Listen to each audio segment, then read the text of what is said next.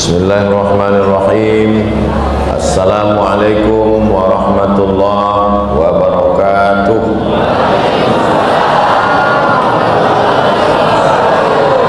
Alhamdulillah. Allahumma salli ala Sayyidina Muhammad wa ala ali Sayyidina Muhammad. Yang sama-sama kita hormati Ketua beserta seluruh pengurus masjid, para jamaah sekalian, Ketua tim Ustadz Abdul Somad di Jambi Al-Mukarram Ustadz Dahrizal Dahlan beserta rombongan, bapak-bapak, ibu-ibu, hadirin hadirat, insyaallah semua kita selalu diberikan istiqamah iman dan Islam. Amin ya rabbal alamin. A'udzu billahi minasy syaithanir rajim. Ya ayyuhalladzina amanu. Yang mau kita bahas ini surat Al-Baqarah ayat 183. Banyak sekali Allah memanggil orang dalam Al-Quran. Ya ayyuhan nas, ya ayyuhal muzammil, ya ayyuhal muddathir, ya ayyuhan nabi jahidil kuffar, ya ayyuhar rasul balligh ma unzila ilaika min rabbik, ya ayyuhal kafirun. Tapi ayat ini ya ayyuhalladzina amanu. Yang diundang, yang dipanggil hanya alladzina amanu, yang beriman saja. Yang tidak beriman tidak dipanggil, tidak dihimbau, tidak diundang. Acara silaturahim warga masyarakat Jambi di Jakarta. Tiba-tiba datang Ustadz Abdul Somad hadir, diperiksa sama security. Bapak dari mana? Saya dari Riau. Boleh apa tak boleh masuk? Apa tadi diam jamaah? Silaturahim masyarakat Jambi di Jakarta. Tiba-tiba datang saya di pintu mau masuk, ditengok orang KTP Riau. Kira-kira saya boleh apa tak boleh masuk? Tak boleh. Orang masyarakat Jambi kok. KTP Riau tak boleh masuk.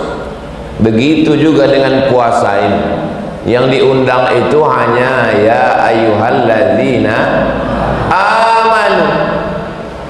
Jadi kalau ada orang tidak Islam puasa, boleh apa tak boleh? Kenapa tak menjawab? Ada orang tak Islam, ditahannya makan, ditahannya minum, tak makan dia tak minum hari ini dari mulai subuh ini sampai maghrib nanti. Boleh apa tak boleh? Apa pula salahnya? Orang mulut-mulut dia, duit-duit dia. Ya terserah dia. Kita tanya dia, Bapak kenapa tak makan Pak? Aku puasa kata dia. Bapak kan tak Islam, itu serah aku, mulut-mulut aku, duit-duit aku, apa kau urus aku kata dia. Syarat berpuasa itu mesti masalah dia tak makan, dia tak minum, dia puasa. Dapat apa dia? Dapat diet. Sedangkan kita berpuasa itu ingin menggugurkan kewajiban. Puasa ini hukumnya wajib, maka yang wajib itu digugurkan. Sholat subuh ini apa hukumnya? Wajib, maka yang wajib ini digugurkan. Kalau tidak dia jadi beban sama kita. Begitu juga dengan puasa ini. Dan syarat untuk jadi ikut dalam puasa ini, syaratnya ya ayyuhalladzina amanu. Apakah kita ini beriman? Ya. Pernah Bapak Ibu melihat malaikat? Percaya? Itulah iman itu. Pernah menengok surga? Percaya? Itulah iman itu. Pernah menengok catatan pahala? Percaya? Itulah iman. beriman, percaya kepada Allah. Walaupun kita tidak pernah menengok Allah, kita sebut namanya Allahu Akbar, kita tahu namanya, ya Rahman, ya Rahim, ya Malik, ya Quddus, ya Salam, ya Mu'min, ya Muhaimin, ya Aziz, ya Jabbar, ya Mutakabbir, ya Khaliq. Tapi kita tak tahu dirinya, dan kita tidak disuruh mencari-cari, kita hanya disuruh percaya la ilaha illallah. Sebelum anak itu masuk ke perut ibu, mohon maaf, sebelum ibu menikah sama bapak, sebelum bapak lahir, sebelum ibu lahir, anak ibu sudah beriman. Loh, masa anak saya sudah beriman Pak Ustadz? Ya, di mana anak itu? Anak itu di alam roh, belum ada kuku, belum ada daging, belum ada tulang, belum ada bulu. Anak itu sudah bersyahadat di alam roh.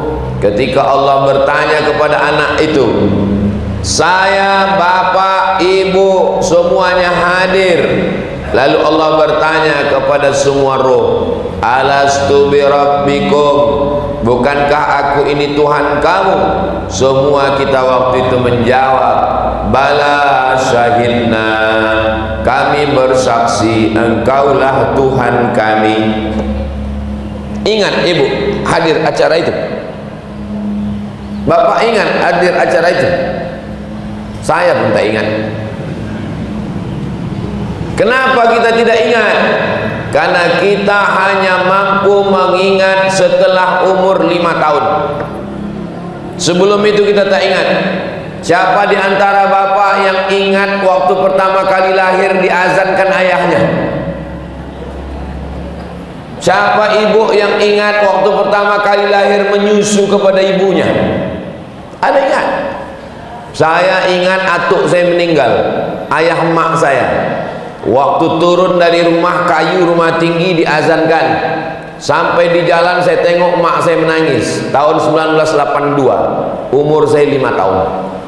Umur 5 tahun kita bisa mengingat. Sebelum itu berapa banyak peristiwa yang tidak kita ingat. Dan salah satu peristiwa yang tidak kita ingat itu adalah saat kita bersaksi di hadapan Allah. Mulut kita berkata, bala syahidna. Oh, jadi banyak yang tak kita ingat, banyak yang tak kita ingat, terutama masalah catatan hutang piutang. Betul Bu? Betul pula. Apakah kalau kita tidak ingat dia lalu dia tidak ada? Ada. Bukan berarti kalau kita tak ingat dia tak ada. Kalau tak ingat tak ada, kalau tak ingat tak ada, enak kali. Berarti tak ada lah hutang-hutang kita itu, karena kita tak ingat. Maka orang yang lupa itu diingatkan. Ingat mengingatkan itu namanya tausiah. Berikut ini mari kita dengarkan tausiah. Kenapa guna tausiah? Untuk ingat mengingatkan. Mudah-mudahan dengan tausiah subuh ini kita menjadi ingat, insyaallah. Ingat bahwa kita ini asalnya beriman, tapi kemudian iman kita ini lepas, copot, tanggal. Bisa iman ini copot, bisa. La yazni zani hina yazni wa huwa mu'min. Orang yang berzina, waktu dia berzina imannya copot. Waktu ada orang yang jalan-jalan sama pelakor, imannya copot. Waktu ada orang yang pacaran, imannya copot. La yasribu syaribu hina yasrabu wa huwa mu'min. Ketika orang minum khamar, imannya lepas. Ketika pakai sabu-sabu, imannya tanggal. Ketika pakai ganja, narkoba, imannya dicabut dari badan. Kalau main slot Pak Ustadz, cabut juga. La yasriqu sariqu hina yasriqu wa huwa mu'min. Orang yang mencuri, menipu, membohong, korupsi, makan riba, imannya lepas. Yang meriwayatkan hadis ini namanya Abdullah bin Abbas radhiyallahu anhuma. Nama muridnya yang mendengar hadis ini, nama muridnya Ikrimah. Ikrimah bertanya kepada gurunya, ayun za'ul iman, apakah iman itu bisa lepas dari badan? Apakah iman itu bisa copot, tanggal dari badan? Abdullah bin Abbas syabbaka baina asabi'ihi, jari jemarinya dijalin-jalinnya, begini dia menjalin jari jemari. Summa naza'ahu, kemudian dilepasnya tangannya. Hakadha yunza'ul iman, beginilah iman itu lepas dari badan. Waktu orang berzina lepas imannya, waktu orang mencuri lepas imannya, waktu orang makan riba lepas imannya.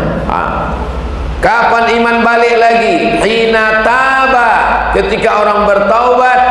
Ada waktu dia bertaubat, imannya masuk lagi ke dalam. Mudah-mudahan kita mati, malaikat maut mencabut nyawa kita ketika iman sedang berada di dalam. Bayangkan ada orang mabuk, pakai sabu, narkoba, ganja, ketika iman sedang lepas, datang malaikat maut mencabut nyawa. Itulah yang disebut dengan su'ul khotimah. Niat mau mabuk, kenapa ramai kali masjid ini? Di mana posisinya? Di pinggir jalan. Inilah masjid yang paling strategis. Kenapa masjidnya di pinggir jalan? Lalu lalang. Ini tas Sumatera. Orang yang dari Aceh mau ke Palembang lewat. Orang yang datang dari Jakarta mau ke Medan lewat. Dan setiap pagi, petang, siang, malam 24 jam orang singgah kemari, singgah untuk sholat, kencing. Maka toiletnya jangan dikunci semua, buka satu pintu, jangan sampai terkincit orang di situ.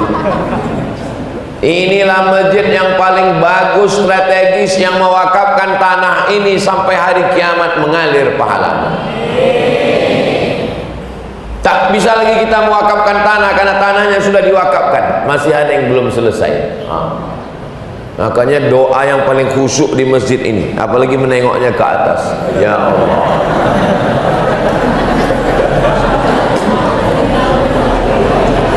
isi kotak-kotak. Aku dengan berdiri kotak, jalankan. Ibu-ibu yang tak bawa duit, masukkan semua dompetnya sekalian. Gelang, cincin, rantai, itu apa disimpan? Ibu punya gelang, ibu punya cincin, ibu punya rantai, ibu punya subang, ibu punya anting. Mau meninggal, siapa yang ambil? Bapak. Untuk apa? Tak boleh suuzon. Mana ibu ini suuzon? Mana mungkin mereka berpindah ke lain hati? Cincin, gelang, rantai ibu itu mereka ambil, dibelikannya kebun sawit. Sesudah duit banyak, baru dia berbini lagi. Bapak ibu yang dimuliakan Allah, saya mohon maaf, tinggal pula dompet saya di kamar. Terlupa saya, pinjam duit Bang Ican dulu, nanti saya bayar. Jangan banyak-banyak Bang Ican. Salatullah salamullah ala toha rasulillah. Salatullah salamullah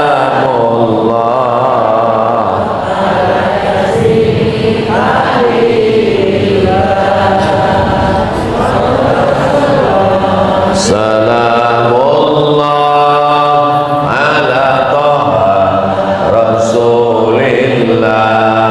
Salatullah salamullah ala yasin habibillah. Tawassalna bismillah wa bilhadi rasulillah wa kulli mujahidin lillah bi ahlil badri ya Allah ya ayyuhalladzina amanu. Mudah-mudahan kita termasuk yang dapat undangan itu insyaallah. Amin. usahakan pengajian subuh sampai jam 6.20, sampai jam 6.20. Kenapa jam 6.20? Karena jam 6.20 itu matahari sudah terbit, kita sholat sunat isyraq 2 rakaat. Usolli sunnatal isyraq raka'ataini lillahi ta'ala.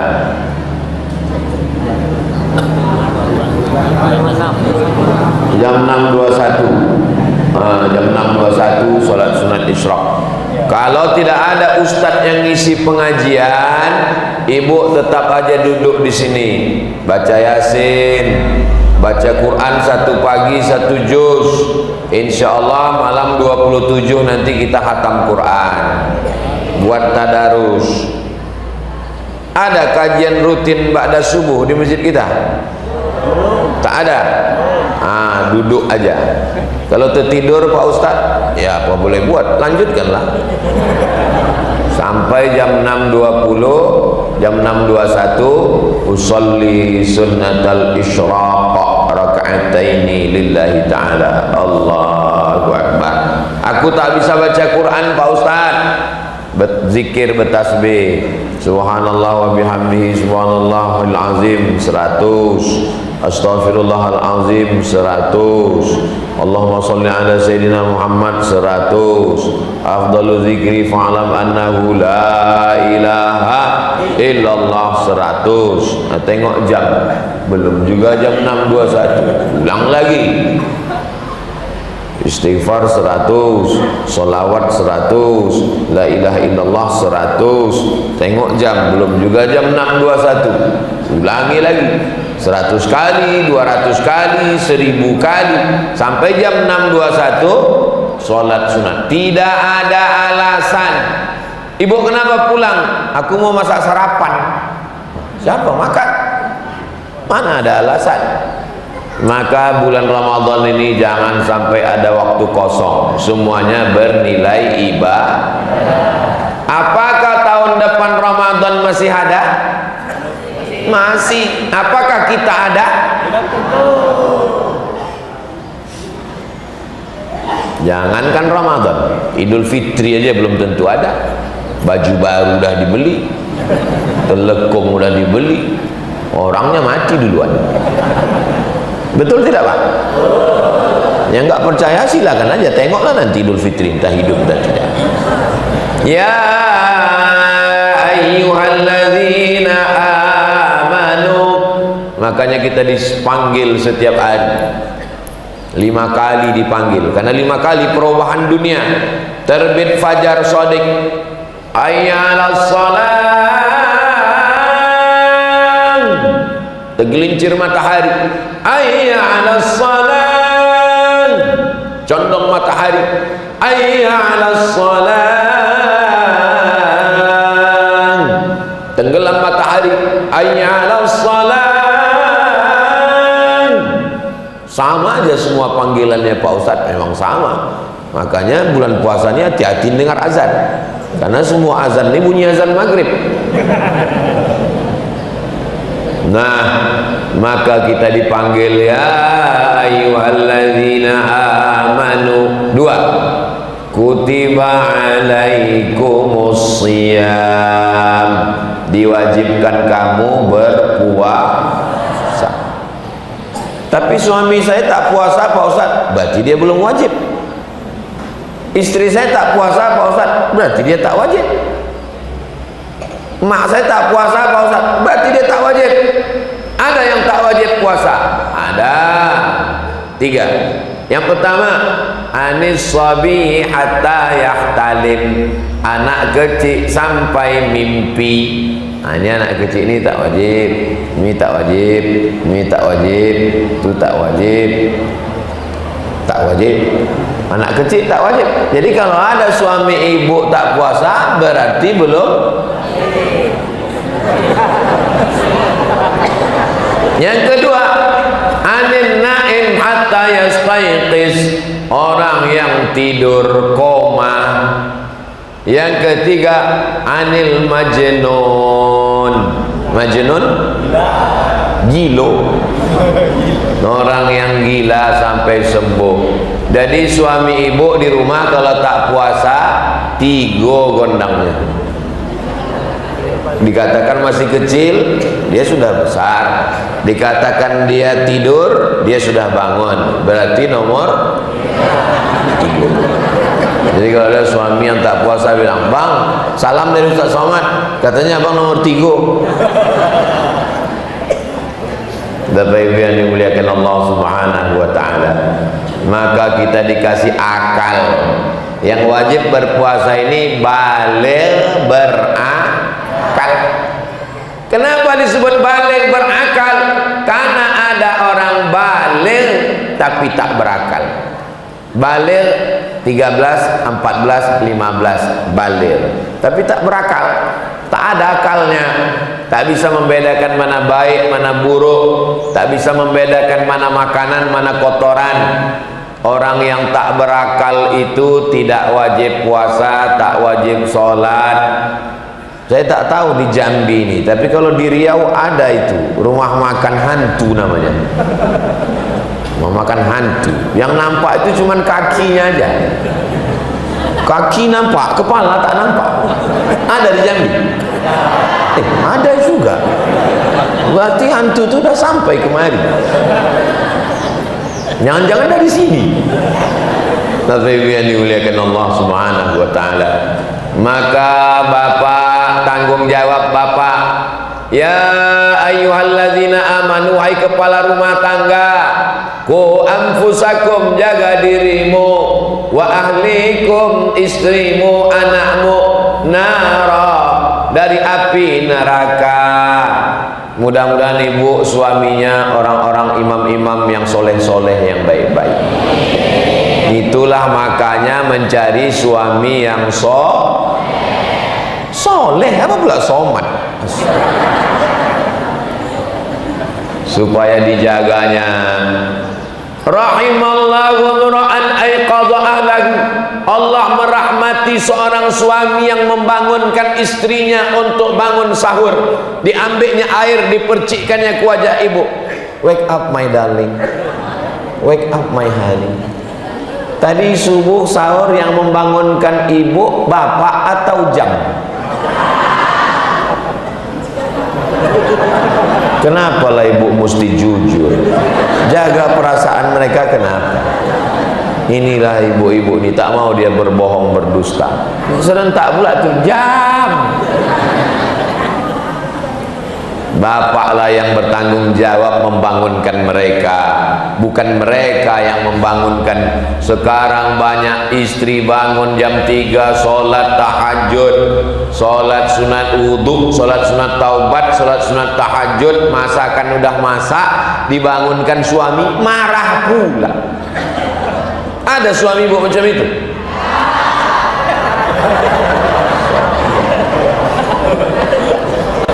Kalau ada di antara ibu yang polwan, jangan marah-marah, cabut pistol, bangun ya bang, bangun. Saudara yang dimuliakan Allah Subhanahu wa taala, apakah dalam hadis ada seorang istri membangunkan suami? Ada. Rahimallahu mura'atan, Allah merahmati seorang perempuan, aiqazat zaujaha, perempuan yang membangunkan suaminya. Allah mencurahkan rahmat untuk dia. Walaupun 30 malam ibu membangunkan dia tak bangun-bangun, terus bangunkan sampai akhirnya nanti ibu bangunkan dia tak bangun lagi. Inna lillahi wa inna ilaihi raji'un. Begitu ibu bangunkan dia tak bangun, disitulah ibu akan tersenyum, alhamdulillah. 30 tahun ku bangunkan kau bangun, tak bangun-bangun. Sekarang mampuslah kau. Betul bu? Betul pula kata.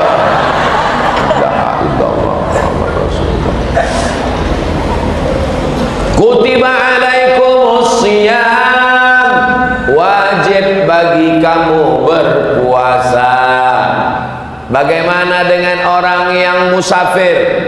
Faman kana minkum maridan, siapa yang sakit, Sakit ibu, boleh tak puasa. Sakit bapak, boleh tak puasa.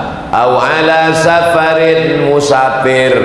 Jarak musafirnya 89 km kata Syekh Wahbah Zuhaili dalam kitab Al-Fiqhul Islami wa Adillatuh. 89 km. Saya dari Medan, saya dari Pekanbaru ke Jambi. Boleh apa tak boleh?